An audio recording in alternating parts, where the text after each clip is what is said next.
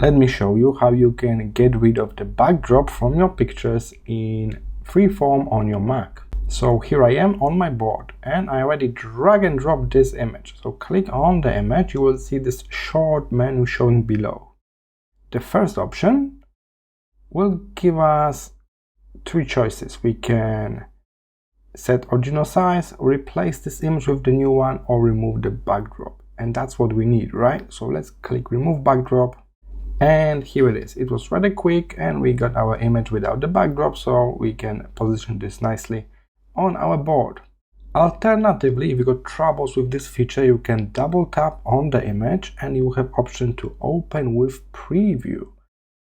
If you head to the preview, you can head to tools at the top and you will see remove backdrop, convert to PNG, and that's it.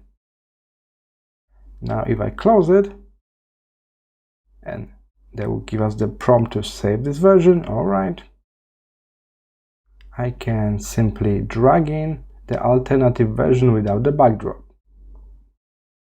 And here it is. I hope this was helpful. See you in the next tutorial.